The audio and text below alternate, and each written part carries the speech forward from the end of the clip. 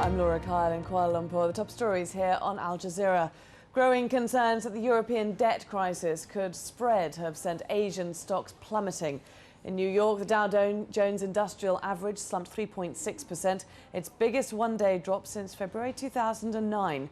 Japan's Nikkei stock index fell more than 3% in early trade to a 5-month low, but has regained some ground. Investors are worried that the yen's strength against the weakening euro is making Japanese exports less competitive. Steve Keen is an associate professor of economics and finance at the University of Western Sydney. He says a $1 trillion EU and IMF rescue for the Eurozone economies unveiled this month may not be enough to keep speculators from trying to push the euro even lower.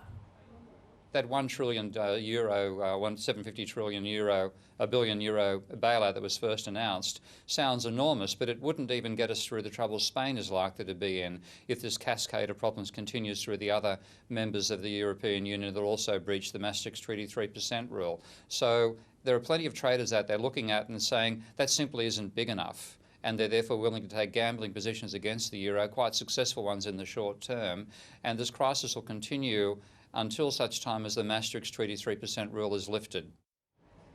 The US Senate has passed a bill that would overhaul the country's financial industry. It's a major victory for President Barack Obama, who's made financial reform a key area of his domestic agenda. The reforms are designed to limit some practices by financial institutions that are blamed for the 2008 financial crisis. South Korea's president says his country will be prudent in its response to North Korea's threats of full-scale war.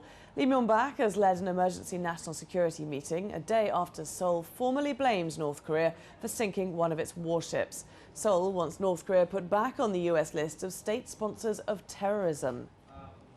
The Thai government is offering help to businesses hit by massive losses after a week of violent clashes between security forces and anti-government protesters saw several buildings set on fire. Damage to the city's public property alone is estimated to be about $3 million. For all the latest updates, you can always log on to our website. The address aljazeera.net/English.